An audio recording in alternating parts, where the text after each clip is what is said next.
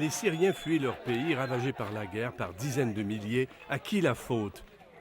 En entrevue avec des médias russes, le président syrien Bachar al-Assad montre du doigt les pays occidentaux qui voudraient le voir partir.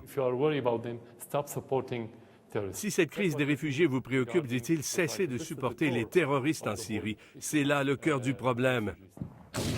Il reproche à la coalition d'une soixantaine de pays qui combattent le groupe armé État islamique, européens, canadiens, américains, d'appuyer d'autres factions de combattants dits modérés qui veulent le renverser. Pour lui, ce sont tous des terroristes.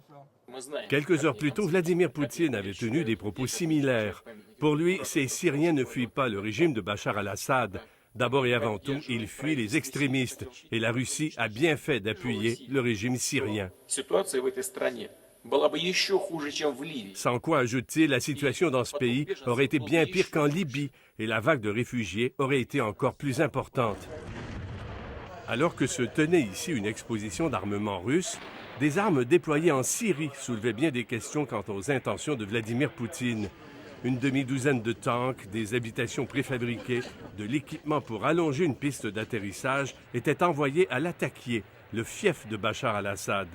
Pour bien des observateurs, la Russie augmente sa présence en Syrie pour forcer la communauté internationale à l'impliquer dans un futur plan de paix.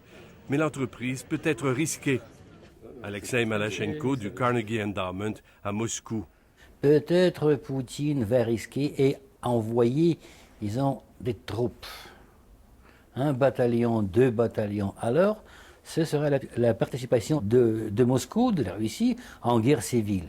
C'est une tragédie, ce serait une faute affreuse. Pour l'instant, Vladimir Poutine, en tout cas, ne dit rien de ses vraies intentions. Vladimir Poutine profite du fait que les yeux du monde entier sont tournés vers cette guerre en Syrie pour tenter de démontrer que toute solution à ce conflit passe par Bachar al-Assad, mais d'abord et avant tout par la Russie. S'il y arrive, et ça c'est loin d'être évident, s'il y arrive, il pourrait espérer éventuellement une levée des sanctions, la fin de l'isolement que lui ont valu l'annexion de la Crimée et l'appui aux rebelles en Ukraine.